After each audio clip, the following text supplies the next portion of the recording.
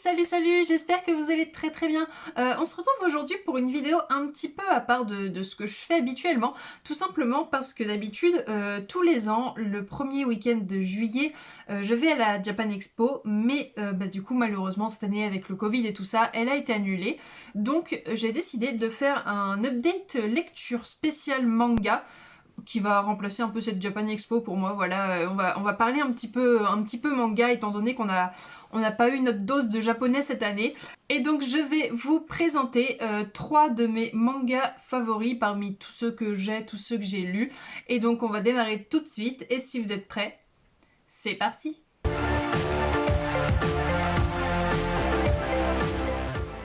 Donc le premier manga que je vais vous présenter aujourd'hui, donc c'est le manga Orange de Ichigo Takano, publié aux éditions Akata, oui c'est ça, aux éditions Akata, qui est un manga terminé en 6 tomes seulement.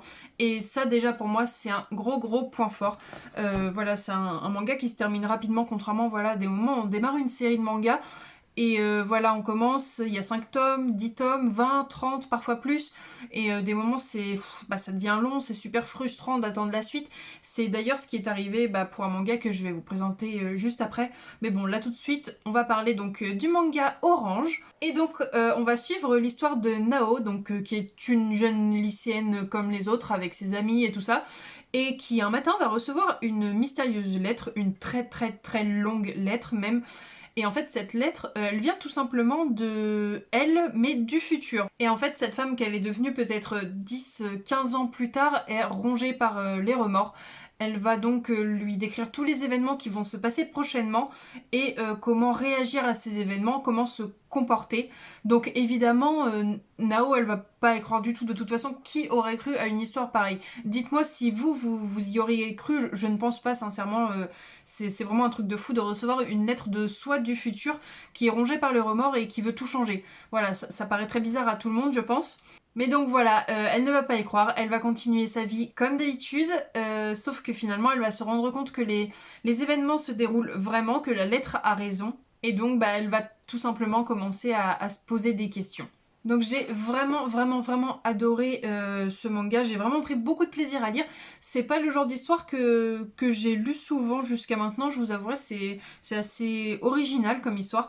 Mais voilà, j'ai pris beaucoup de plaisir à le lire. On passe un peu par toutes les émotions dans ce manga, vraiment, on passe du rire aux larmes, voilà. C'est vrai que Nao avec sa bande d'amis, voilà, il y a beaucoup d'amitié, il y a un peu d'amour. Quand on passe dans le futur entre guillemets, parce qu'en fait finalement dans ce manga on jongle un petit peu entre Nao la lycéenne et la femme qu'elle est devenue 10 ans plus tard. Donc c'est vrai que j'ai vraiment pas eu l'occasion de lire des mangas comme ça où on jongle entre deux époques différentes et deux mondes parallèles différents aussi. Donc c'était vraiment super intéressant. Et donc il y a beaucoup d'émotions également dans le futur de Nao, parce que malheureusement, c'est beaucoup de tristesse surtout, parce que je vais pas trop vous en dire pour pas spoiler un petit peu le manga, mais finalement il s'est passé quelque chose à l'époque de Nao la lycéenne qui a rendu triste toute sa bande d'amis en fait. Mais bon, je vais pas vous en dire plus. Et un dernier point que je voulais souligner et que j'adore dans ce manga, c'est qu'en fait donc l'histoire entière est racontée par Nao, vu que c'est un peu le personnage principal, même si les autres personnages sont également importants. Mais voilà, en fait l'histoire racontée par Nao tient sur 5 tomes seulement.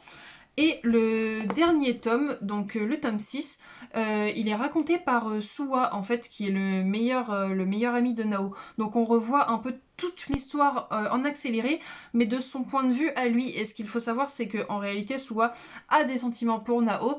Donc on va voir un petit peu comment est-ce qu'il va digérer un petit peu tout ça, comment il va prendre sur lui pour ne pas penser qu'à lui, en fait, pour penser au bonheur de Nao et à rien d'autre. Donc voilà, pour moi c'est un manga que j'ai adoré et que je vous recommande fois 1000.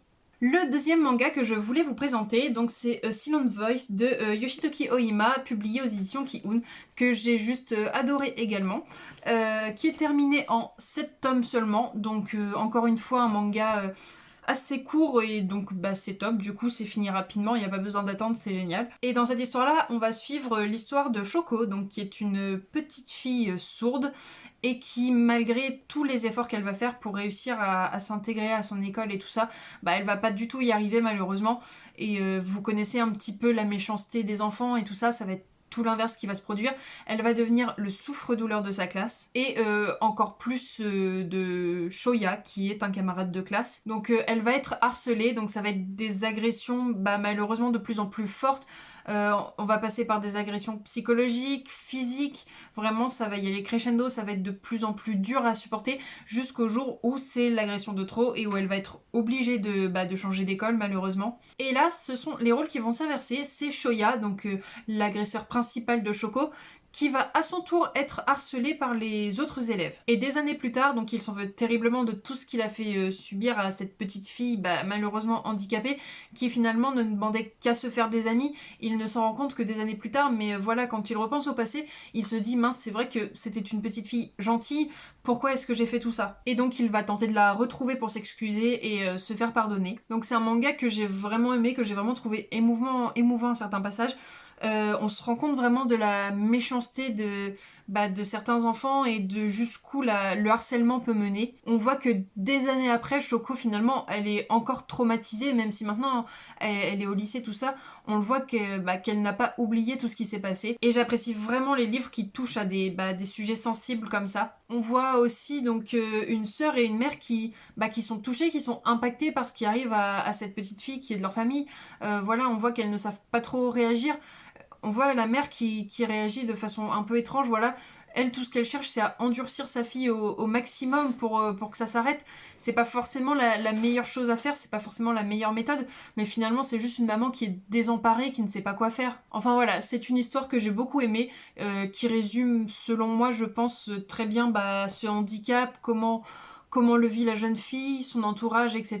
Donc voilà, ça parle du handicap, du harcèlement, et donc c'est un livre que j'ai vraiment, vraiment adoré. Enfin, le dernier livre que je voulais vous présenter, donc c'est Shiayafuru de Yuki Suetsugu, publié aux éditions Pika, qui reste mon plus grand coup de cœur, qui reste mon manga juste favori, malgré qu'il y ait 32 tomes sortis en français, je crois, 44 en version originale et que c'est toujours en cours. Donc c'est ce que je vous disais un petit peu au début de la vidéo, c'est vrai que j'adore ce manga, vraiment c'est mon manga préféré, mais c'est hyper frustrant de toujours attendre.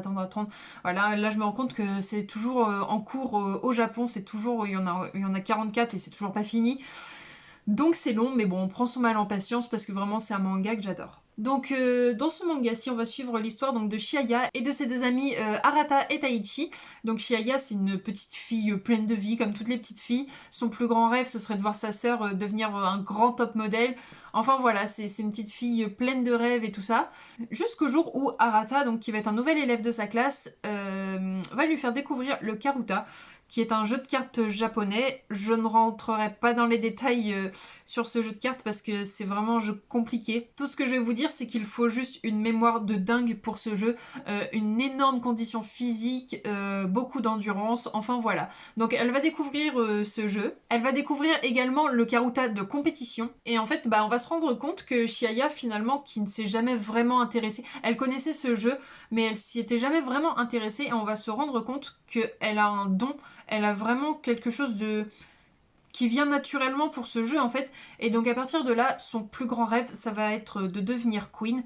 Donc en gros, c'est la meilleure joueuse de Karuta du monde, et on va suivre son évolution et son adolescence entourée de ses amis, et j'ai juste tellement aimé ce manga, et encore plus Chiaya avec sa rage de vaincre. Vraiment, elle a une rage de vaincre énorme, elle a un rêve, c'est son but, et voilà, elle va tout faire pour, elle est déterminée, elle a un esprit de compétition juste énorme. Et je me dis que, enfin, moi-même qui ai fait pas mal de sport, j'ai fait beaucoup de compétition, j'adore la compétition, et c'est peut-être, je me retrouve peut-être un petit peu en elle, et c'est peut-être pour ça que j'aime autant ce manga. Vraiment, l'esprit de compétition, c'est quelque chose que j'adore vraiment. Elle a également une superbe bande d'amis en fait, qui va tout faire pour la pousser vers le haut. Donc vraiment, on voit ce que l'amitié peut aussi faire dans ces moments-là. Enfin voilà, ce manga, c'est juste des rêves, de la détermination, de l'amitié.